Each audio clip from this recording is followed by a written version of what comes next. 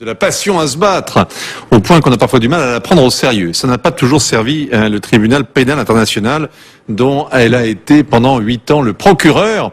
Carla Del Ponte vient donc de publier ses mémoires. On s'attendait à ce qu'elle règle des comptes et on n'est pas déçu.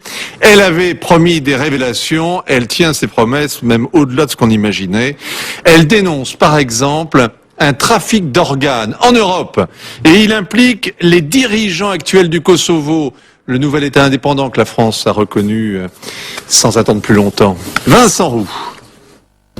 Elle a quitté sa robe de procureur, mais elle maintient ses accusations. Elle fait même des révélations. Son livre vient de paraître en Italie. Son titre, La Caccia, traduction française, La chasse, moi et les criminels. Notamment visés les dirigeants du Kosovo, dont le Premier ministre Hashim Thaçi. Les faits remontent en 99, quand Thaçi est patron de l'UÇK. Les dirigeants de l'organisation sont, selon elle, impliqués dans la contrebande d'organes. Les victimes, ce sont ces Serbes, toujours portés disparus. 300 d'entre eux auraient été déportés par l'UÇK à Tirana à l'été 99. Enfermés dans des hôpitaux, ils auraient subi des prélèvements d'organes, notamment des reins.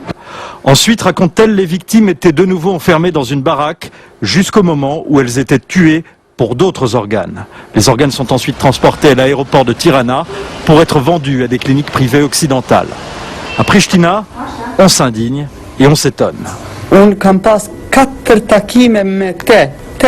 J'ai rencontré Carla Del Ponte 4 fois en privé et elle n'a jamais fait mention des allégations contenues dans son ouvrage.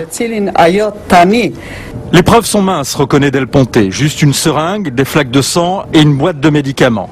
Les sources sont mystérieuses. Del Ponte évoque seulement la Minuc ou des journalistes fiables, sans plus de précision, suffisamment pour que le livre fasse en tout cas, en ce moment, un carton en Italie et en Suisse.